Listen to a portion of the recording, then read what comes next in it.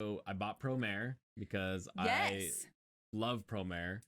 And We I'm so bought- jealous. We Yeah. bought premiere tickets to go see Promare in theaters Oh, for the premiere When was that? That was last year, Months like ago. September. months ago. And Can't so remember. So long ago. when the time came for us to go watch it, you had work? What happened? So basically, I'm pretty sure I purchased the tickets for a specific day I thought I would have off. And then it's like, well, I had to work that day. Yeah, And I and couldn't so get it off. So anyway, you took I one of ended our up good going friends. with my friend, and it was so much fun. I really loved it, and it The was art style's incredible. a ton of good. And I have just been looking and waiting for it to come out so that I could watch it finally with you. And so it Yes. finally came out. I bought it Amazon digitally Prime. on Amazon. Check so it out. we watched it, and it was a fantastic. And it came out before Fire Force was an animation. Yes. And it is amazingly fun. And Studio Trigger just does such a good job at animating. It's out on YouTube. It is on YouTube as well. You could buy it. You could buy it or rent it on YouTube. And like Voodoo and stuff like that too. Yeah. So like, and it's available. Which It's is so awesome. good. Trigger's so good at animating feeling. Like when a guy Yes. comes in and he's imposing, like he's like the guy who's in charge, he's running the show. Yeah. He physically is drawn just massive, or like parts of him get really big, like his hand gets huge as he reaches forward, or his head gets huge to kind of give this imposing, like, a lot of perspective I'm here to balancing. like do. And it's not even perspective, it's just kind of like taking, like, how does this guy make you feel in a room? All I can see is his face because I'm staring at him yelling at me, and his head just gets so much bigger. Imagine that in 3D. Yeah, Man, that would be pretty crazy.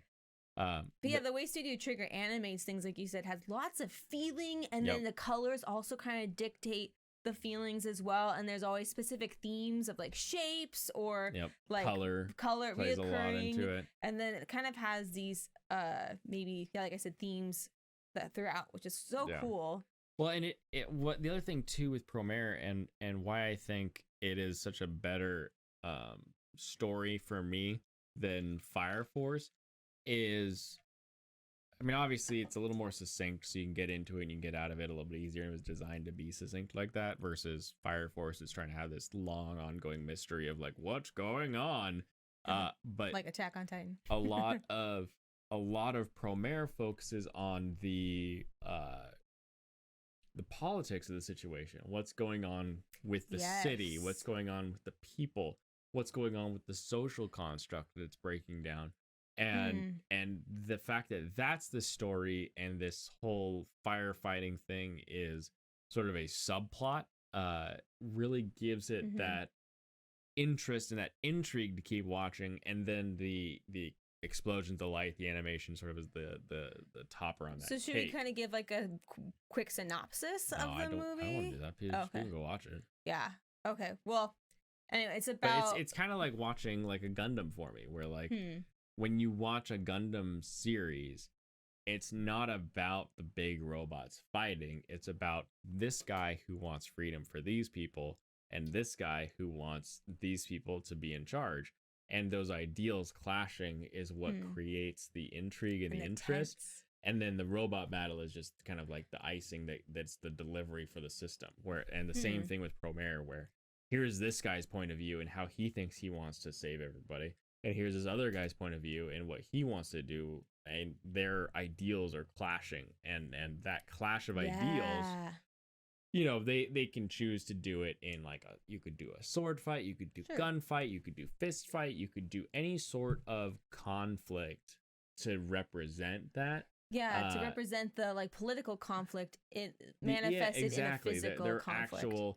Their conflict of ideals, however you want to manifest that. I almost don't care how you show us like visually their conflict if I'm already invested in the conflict. So by creating this conflict of ideals and then having a really cool way to let us know how it's happening, you really take the storytelling to the next level. That's true. And they also, like, I could just gush over about their art style.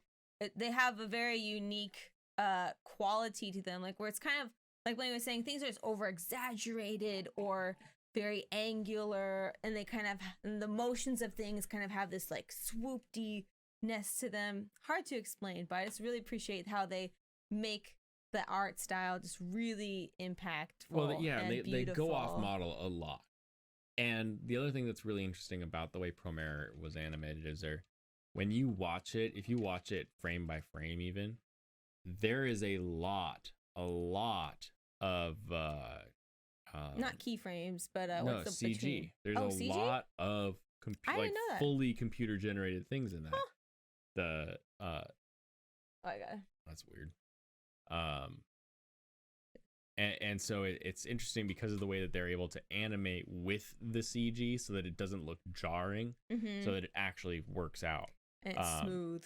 I remind you of Punchline. I could see that. Punchline definitely took a lot of the Studio Trigger like harsh, bold colors. Maybe that's one we should watch next. Punchline. I'm adding it to the list.